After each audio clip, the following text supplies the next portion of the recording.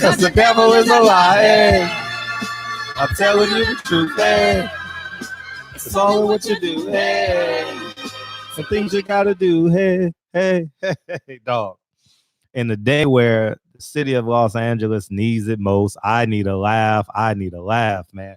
Shout out to the boxing voice, man. What's up, Kiki? You want to sit on daddy's lap? Shout out to the boxing voice, man.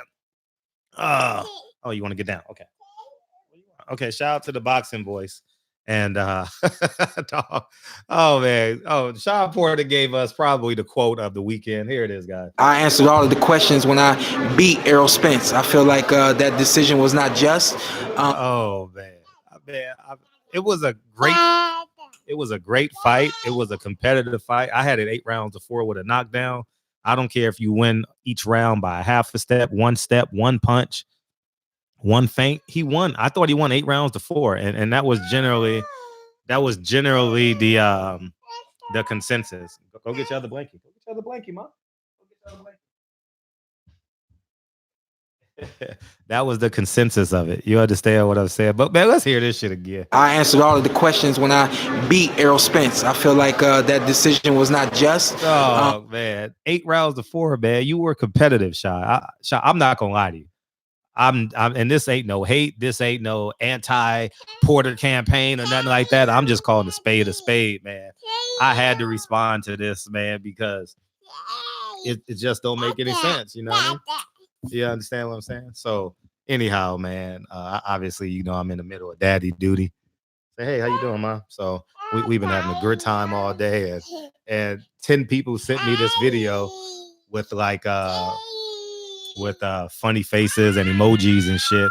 And people like, is Shawn Porter punch drunk? Or nah, the fact of the matter is, I'm beginning to think for real, he's detached from reality on a certain level, because he claims he beats him. He claims he's the best welterweight in the world. Shawn, you're arguably a half a step short every time, and you've refused to add to your camp. You know, your father can only do so much. Your father can only train you so much. Maybe you need someone to implement skills, because you lost that Kell Brook fight. You lost that Keith Thurman fight by not being able to fight in the middle distance. You understand? That was the difference in the fight. Right, Kiki?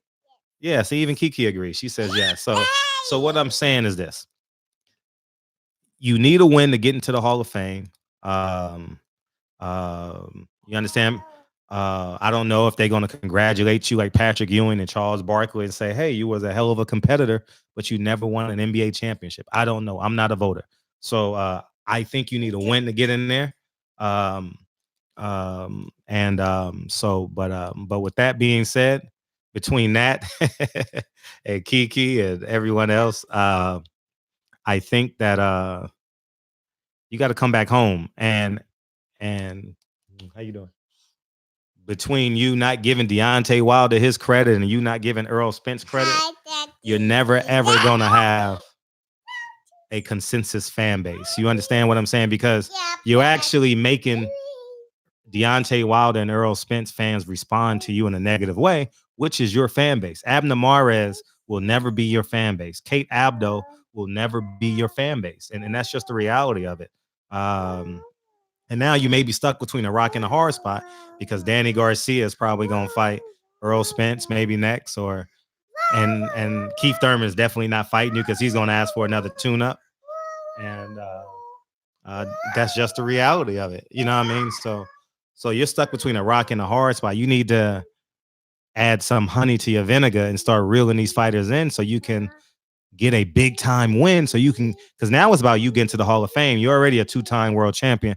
You don't need no more belts. You just need 1, maybe 2 more wins to get into everybody's Hall of Fame. Right, Kiki?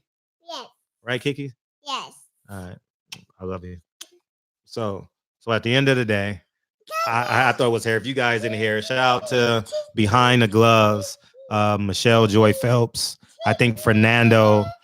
I'm sure Fernando did. Yeah, it was Fernando, because it's this voice in the question. He did this interview. Check it out one more time. I answered all of the questions when I beat Errol Spence. I feel like that decision was not just.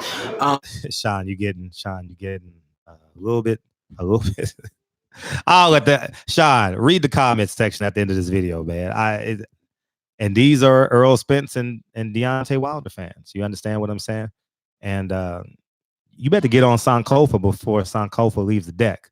I'm just being 100. All you fighters, y'all motherfuckers better get on Sankofa instead of waiting on the Nina and the Pinta and the Santa Maria barbershop conversations, man. God, sometimes I love my metaphors sometimes because I know that's gonna go over a lot of people. What's the Sankofa? Google this shit, motherfucker. Barbershop conversations, man. Feel free, hit the subscribe button. And Shawn Porter, you got 2 more fights left in you, man. You got 2 more fights at this level left in you. I don't think your brain can. I wouldn't want your brain taking this much more punishment. So you got to get a win and you got to get them checks. So barbershop conversations. Feel free, hit the subscribe button. I'll talk to you guys soon. Peace.